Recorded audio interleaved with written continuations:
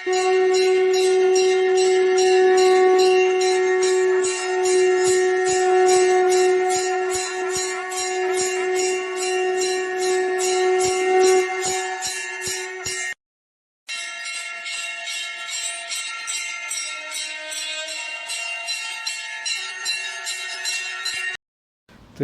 திருவே துணை, குருவாழ்க குருவே துணை, முருகாசரணம். அன்பர்கள் அனைவருக்கும் ஸ்ரீ விசாக ஜோதிடத்திலிருந்து சிவகுருநாதனின் அன்பான இனிய காலை வணக்கங்கள். இந்த பதிவில் நாம் சித்திரை மாதத்திற்கான 12 ராசிகளுக்கும் தனித்தனியாக பலன்களை பார்க்க இருக்கிறோம். சித்திரை மாதத்தில் உள்ள கிரக நிலைகளை வைத்து நாம் பலன்களை பதிவிட இருக்கிறோம். அதற்கு முன் சித்திரை மாதத்தில் உள்ள விசேஷ நாட்களை பற்றி பார்க்கலாம். சித்திரை 1 தமிழ் வருடப்பிறப்பு, சைத்திர விஷு என்பார்கள். இன்று வீட்டில் புது பஞ்சாங்கம், கனி வகைகள், கண்ணாடி வைத்து பூஜை செய்தால் வருடம் முழுவதும் வாழ்க்கை வசந்தமாகும். சித்திரை 8 ஏப்ரல் மாதம் 18ஆம் தேதி வராக ஜெயந்தி. இன்று ஸ்ரீமுஷ்டமல திரிபடந்தை வராகர் படம் வைத்து பூஜை செய்யவும் நிலம் பற்றிய பிரச்சனைகள் தீரும். சித்திரை 9 ஏப்ரல் 22 செவ்வாய் ஸ்ரீ நடராஜர் அபிஷேகம். இன்று நடராஜரை தரிசனம் செய்ய தொழிலில் போட்டிகளின்றி வெற்றி கிடைக்கும். சித்திரை 12 ஏப்ரல் 25 வெள்ளிக்கிழமை மத்தியஸ்த ஜெயந்தி. இன்று பெருமாள் கோயிலுக்கு சென்று துளசி மாலை அணிவித்து வழிபட்டால் நல்லது. சித்திரை 17 ஏப்ரல் 30 புதன்கிழமை அட்சய திருதியை. இன்று சூரிய உதய காலத்தில் புண்ணிய தீர்த்த ஸ்நானம் செய்து எள்ளினால் பித்திரு தர்ப்பணம் செய்து பெருமாள் பூஜை செய்ய வேண்டும். என்று உஷ்ணகாலமாவதால் உஷ்ணத்தை சமனப்படுத்தும் விசிறி, நீர்மோர், தயிர், அன்னம்,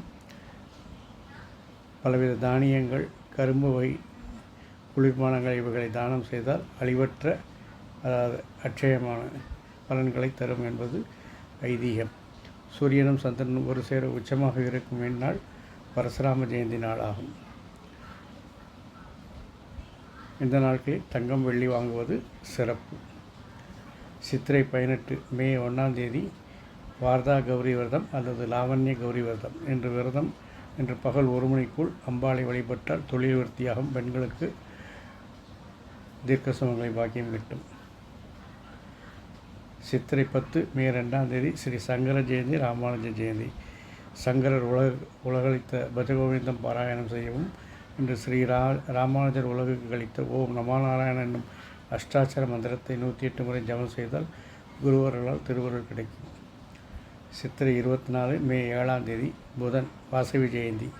இன்று கன்னிகா பரமேஸ்வரி கோயிலுக்கு சென்று கன்னிகா பரமேஸ்வரி வழிபடவும். சித்திரை 25 மே 8ஆம் தேதி வியாழக்கிழமை புதன் ஜெயந்தி. இன்று நவக்கிரகங்களில் புதன் ஜெயந்தி தினமான இன்று புதனுக்கு பச்சையாடை ஒழித்து துளசியில் அர்ச்சனை செய்து பிறகு பெருமாளை வழிபடவும் புதன் தோஷம் விலகும், கல்வி அறிவு உண்டாகும். சித்திரை 28 மே 11 ஞாயிற்றுக்கிழமை ஸ்ரீ நரசிம்ம ஜெயந்தி. இன்று மாலை வரை விரதம் இருந்து ஸ்ரீ நரசிம்மரை வழிபட சகல பாவங்களும் விலகும். பிரதி மாதம் வளர்பிறை சதுர்த்தி தினன்று பிரதோஷ காலத்தில் லட்சுமிநாராயணரை வழிபடுவது சிறப்பாகும்.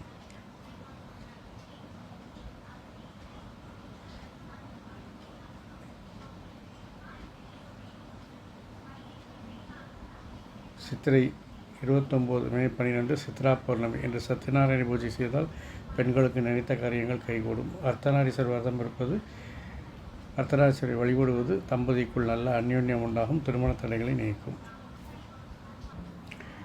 சித்திரை மாதத்திற்கு கிரக நிலையை பார்க்கும் பொழுது மேஷத்தில் சூரியன் உச்சமாக இருக்கிறார், ரிஷபத்தில் குரு, கடகத்தில் செவ்வாய் நீசமாக இருக்கிறார், கன்னியில் கேது, மீனத்தில் புதன், சுக்கிரன், சூரியன், சனி, ராகு. இதில் இந்த மாதம் சித்திரை 23ஆம் தேதி புதன் மீனத்திலிருந்து மேஷத்திற்கு பயிற்சியாகிறார்.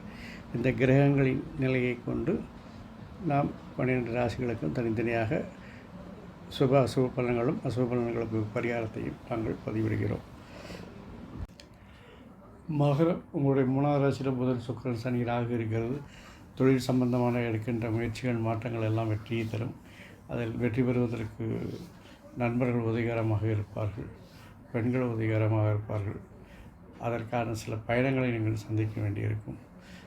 தொழில் சம்பந்தமாக அல்லது வளர்ச்சி சம்பந்தமான சில நல்ல தகவல்கள் வந்து சேரும். அரசு வழி உதவிகள் கிடைக்கும். தந்தையாரோட ஆதரவு நன்றாக இருக்கும். தந்தையாரோட விருப்பத்தை நிறைவேற்றுவீர்கள்.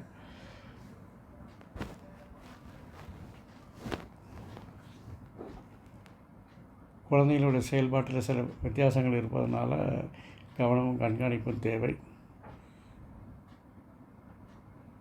சகோதர செயல்பாடுகள் உங்களுக்கு திருப்தி அளிக்காது, அனுசரித்து போகும். 9ல் கேது இருக்கிறதுனால வழக்குகள் ஏதாவது இருந்ததுன்னா, நிலுவையில் இருந்துச்சுன்னா சாதகமான தீர்ப்புகள் வருவதற்கான காலம் இது. இறை வழிபாடு 9ல் கேது இருக்கும்போது புனித யாத்திரை, இறை வழிபாடு, ஆன்மீகத்தில் ஈடுபாடு அதிகரிக்கும். குடும்பத்தை பொறுத்தவரையில் தந்தையாருடைய விருப்பங்களை நிறைவேற்றுவீங்க, குழந்தைகளோட விருப்பத்தை நிறைவேற்றுவீங்க. தாயாரோட சில கருத்து வேறுபாடுகள் ஏற்பட்டு நீங்கும். வாழ்க்கை துணையுடைய ஆதரவும் ஆதாயமும் உங்களுக்கு உண்டாகும். மாணவர்களை பொறுத்தவரையில் பள்ளி மாணவர்கள் அதிக முயற்சியும் கடின உழைப்பும் தேவைப்படுகிறது. கல்லூரி மாணவர்கள், உயர்கல்வி மாணவர்கள் அவர்கள் விருப்பப்படத்தில் அதிக மதிப்பெண்களை பெறுவார்கள். படித்த பாடங்கள் கேள்வியாக வருவதால் நல்ல மதிப்பெண்களை பெறுவார்கள். பெண்களை பொறுத்தவரையில் முயற்சிகள், மாற்றங்கள் எல்லாம் வெற்றியை தரும். நண்பர்கள், அதிகாரிகள் உதவிகரமாக இருப்பார்கள். உங்களுடைய விருப்பத்தை நிறைவேற்றிக் கொள்வதற்காக எந்த வேலையை செய்ய தயாராக இருப்பீர்கள். அதை குறுக்குழியாக மட்டும் இல்லாமல் பார்த்து கொள்ளுங்கள். கணவரோட வாக்குவாதங்களை செய்ய வேண்டாம். அவருடைய செயல்பாடுகள் திருப்தி இல்லை என்றாலும் குடும்ப நலனுக்காக அவரை அனுசரித்து செல்வது மிகவும் நல்லது. இல்லையெனில் வீண் தர்க்கங்கள் குடும்பத்தில் குழப்பத்தை ஏற்படுத்தும்.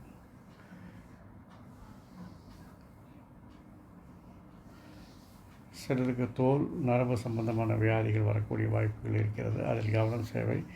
அது சுய மருத்துவம் செய்யாமல் அதற்குரிய மருத்துவ வல்லுநரோடு கன்சல்ட் பண்ணி அதற்கான உரிய மருந்துகளை எடுத்து வைத்தியம் பார்க்கும் பொழுது அதை சரியாகிக் கொள்ளும். பிரச்சனைகள் எதுவும் இருக்காது. காக்க காக்க கனவியல் காக்க, பார்க்க பார்க்க பாவம் படிபட எனும் இந்த மந்திரத்தை 6 முறை சொல்லி இந்த மாதத்தை எந்த காரியத்தை தொடங்கினாலும் காரிய சித்தி வரும். மேலும் என் அப்பன் சந்திரமுருகன் உங்களுக்கு ஆயுள், ஆரோக்கியம், அமைதி, சந்தோஷம், ஐஸ்வர்யம் எல்லாரிலையும் உங்களுக்கு பெற்று தருவாராக. மேலும் பொருளாதார வளர்ச்சிக்கு ஆறுமுகம் அருளிடும் அனுதினமும் ஏறுமுகம் என்ற மந்திரத்தை 6 முறை குறைந்தபட்சம் சொல்லுங்கள், அல்லது அதிகபட்சம் எத்தனை முறை வேணாலும் சொல்லுங்கள். நீங்கள் நினைத்த காரியங்கள் செயல்பட்டு அதிக பொருளாதார வளர்ச்சியும் பெறுவீர்கள் என்பதில் எந்தவித ஐயமும் இல்லை. வாழ்க வளமுடன், வளர்க சுகமுடன். அறம் செய்வோம், கர்மத்தின் வழி உரைப்போம். முருகாசரணம், கந்தாசரணம். எங்கும் மங்களம் உண்டாகட்டும். இங்கனம் உங்களின் ஸ்ரீ விசாக ஜோதிட சிவகுருநாதன். நன்றி, வணக்கம்.